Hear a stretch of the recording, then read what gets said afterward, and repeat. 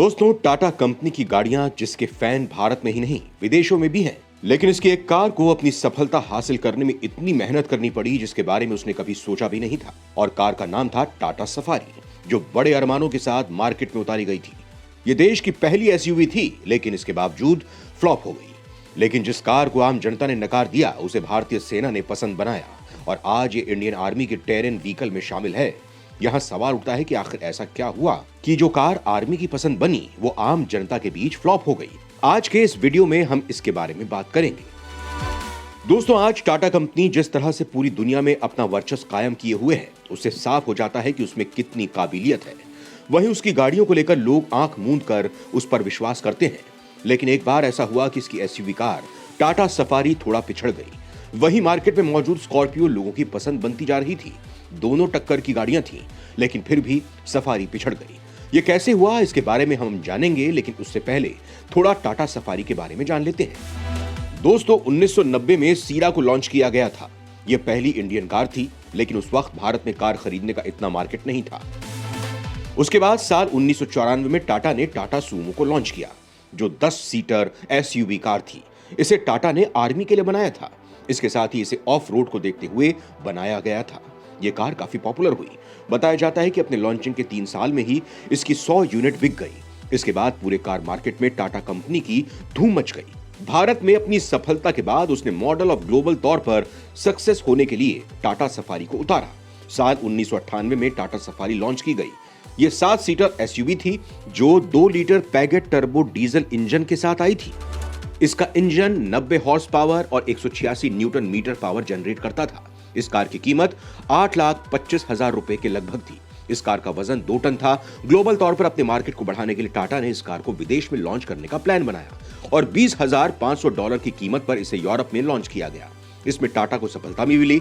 2 साल में यूरोप में टाटा ने टाटा सफारी की 2,508 यूनिट्स बेच दी, जो बहुत बड़ी उपलब्धि थी।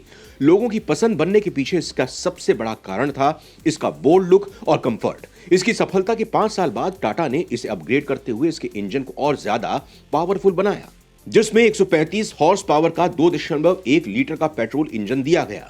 तब इसकी कीमत 9,35,000 रुपए रखी गई। ग्लोबल तौर पर टाटा सफारी धमाल मचा रही थी, लेकिन तभी मार्केट में कुछ हुआ और टाटा सफारी को बड़े कंपटीशन का सामना करना पड़ा। दरअसल टाटा सफारी के सामने अब महिंद्रा स्कॉर्पियो आ गई थी। साल 2006 में महिंद्रा की एसयूवी कार स्कॉर्पियो लॉन्च की गई। इसकी खासियत यह थी कि इसमें 2.6 लीटर का टर्बोचार्ज डीजल इंजन था, जो लगभग 116 हॉर्स पावर प्रोड्यूस करता था। वहीं इसकी कीमत 5.5 लाख रुपए ही थी। यह 7 सीटर कार थी। अपनी कम कीमत और सफारी से ज्यादा दमदार इंजन के कारण स्कॉर्पियो लोगों की पसंद बन गई और स्कॉर्पियो का मार्केट बढ़ता चला गया। वहीं टाटा मोटर्स की सफारी की सेल गिरती चली गई। अपनी गिरती सेल को बचाने के लिए सफारी के इंजन को और ज्यादा मजबूत बनाया गया। साल 2005 में 3 litre D core diesel engine के साथ इसे फिर से लॉन्च किया गया। यह इंजन 113 हॉर्स पावर और 300 न्यूटन मीट्रिक टॉर्क, साथ ही ये यूरो 3 एमिशन को भी मैच करता था। वहीं इसकी कीमत को कम करते हुए इसे 6,40,000 रुपए में लॉन्च किया गया। दोनों कारों के बीच कांटे की टक्कर बनने लगी थी, लेकिन स्कॉर्पियो का क्रेज लोगों के बीच कम नहीं हुआ। वहीं महिंद्रा में साल 2009 में अपनी कार स्कॉर्पियो को अपग्रेड करते हुए फेबस एम हॉक इंजन देना शुरू कर दिया। ऐसे में सफारी की मुश्किल और बढ़ गई। महिंद्रा का इंजन 140 हॉर्स पावर का था। इतना ही नहीं, यह CRDI तकनीक पर आधारित था, जिसके कारण इस इंजन की रिफाइनमेंट और फ्यूल एफिशिएंसी बहुत बेहतर हो गई थी, जिससे स्कॉर्पियो की सेल बढ़ती चली गई। साल 2011-12 में महिंद्रा की सेल लगभग 50,000 के पास पहुंच गई। वहीं टाटा की सेल 16,000 पर ही अटक गई। दोस्तों, इन सब बातों के सामने आने के बाद यह सवाल खड़ा होता है कि आखिर टाटा सफारी क्यों पीछे रह गई, जबकि उसकी खासियत स्कॉर्पियो से कम नहीं थी। उसका इंजन भी दमदार था, फिर भी स्कॉर्पियो आगे रही। दरअसल दोस्तों, टाटा की गाड़ियों को लेकर लोग रिलायबिलिटी फेस कर रहे थे। इसके साथ ही टाटा की गाड़ियों का लुक और फीचर लगभग एक जैसा ही था, जिसके कारण लोग टाटा से दूरी बनाने लगे। इन सब प्रॉब्लम्स को देखते हुए टाटा ने अपनी नई सफारी फिर से लॉन्च की, जिसका नाम रखा गया टाटा सफारी स्टॉर्म। ये बहुत अलग और दमदार गाड़ी थी। इस नई सफारी में इंजन से लेकर फीचर्स सब कुछ अलग था। इस कार में इलेक्ट्रॉनिक कंट्रोल CRDI इंजन दिया गया। ये वेरिएबल टेक्नोलॉजी पर बेस्ड था, इसीलिए ये 148 हॉर्स पावर और 320 न्यूटन मीटर टॉर्क देता था। इस स्टॉर्म का नया एडिशन भी निकाला गया। इतनी मेहनत के बाद भी टाटा स्टॉर्म स्कॉर्पियो को हरा नहीं पाई। उसकी सेल ज्यादा नहीं बढ़ पाई, लेकिन फिर कुछ ऐसा हुआ जिसके बारे में किसी ने सोचा नहीं था और स्टॉर्म ने महिंद्रा की स्कॉर्पियो को पीछे कर दिया। दरअसल टाटा ने महिंद्रा को इंडियन आर्मी की टेरन व्हीकल में मात दे दी।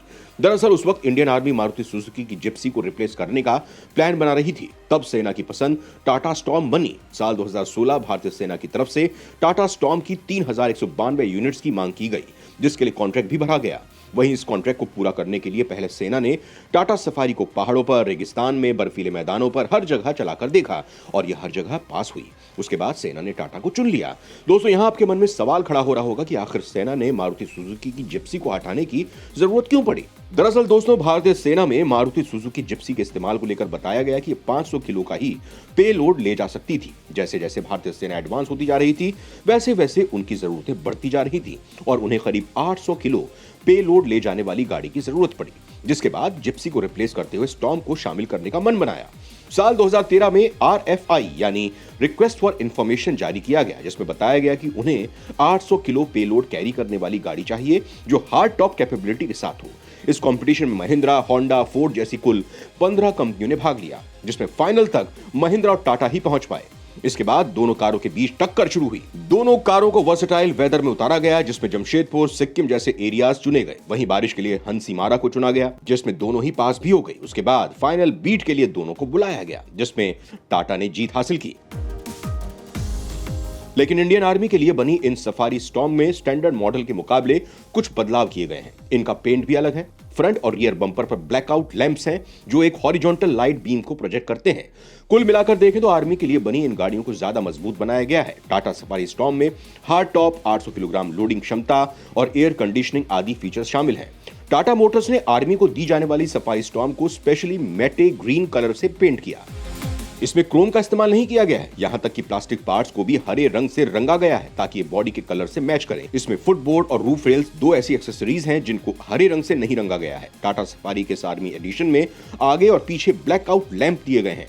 ऐसा इसलिए ताकि युद्ध जैसी स्थिति में इसे रात में आसानी से देखा ना जा सके। इस मॉडल में सेनाओं के अभियान में सहायक ABS, recovery hook, jerrycan, fog lamp जैसे फीचर्स हैं। इसके अलावा इसमें AC, पावर विंडो दी गई है। इसमें 6 लोग बैठ सकते हैं। इंटीरियर के लिहाज से देखें तो इसमें बेहतरीन अंडर बॉडी सेफ्टी दी गई है। इसका सस्पेंशन भी जबरदस्त बनाया गया है।